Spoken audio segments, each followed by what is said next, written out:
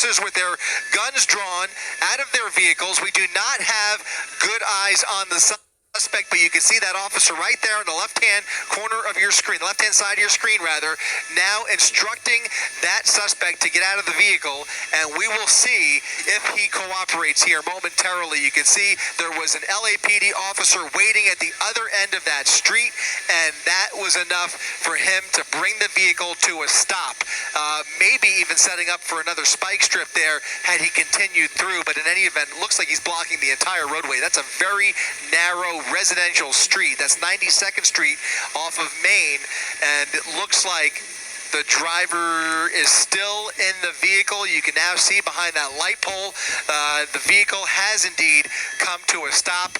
It looks like this pursuit is coming to an end, but as we said earlier, and as we always say, it ain't over till it's over.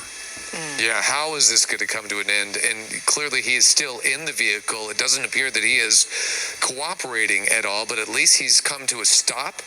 And this is where, Chris, we have been saying it could get really tricky, depending on whether he has a weapon or not. And also, the police officers know that this is a murder suspect. He is considered a dangerous person. So how they handle that could be due to what they know about him. And as you said, they may have more information that we don't know when it comes to how they apprehend him and how they handle him. Absolutely. In fact, what they are not going to do in this situation, we can say almost with certainty, they will not approach that vehicle because of the crime here. Now, it almost looks, I can't tell, looks like the driver's side door is opening. We will see how he behaves. What will not happen, what I was about to say, is that they will not approach him until he shows signs of cooperating with them. They will not tackle him.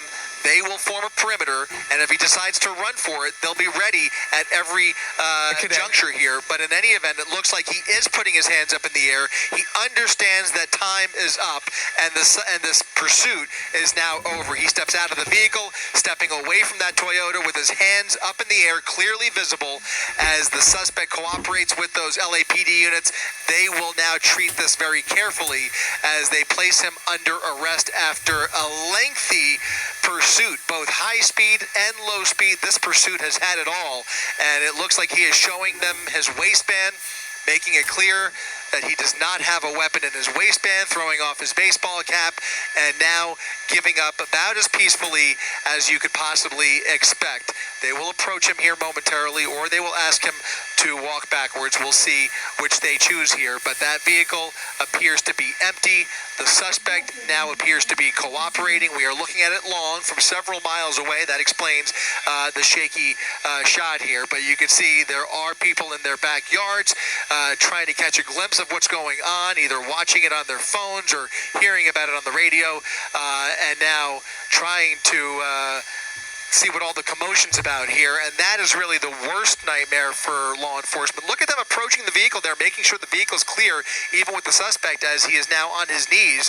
They now make sure that he was the only one inside that vehicle, and now approaching him with an arrest team with his hands on his head, handcuffs being placed on the suspect, and this pursuit is officially over. Wow. Thank goodness. Yeah, after about an hour and a half long. Right.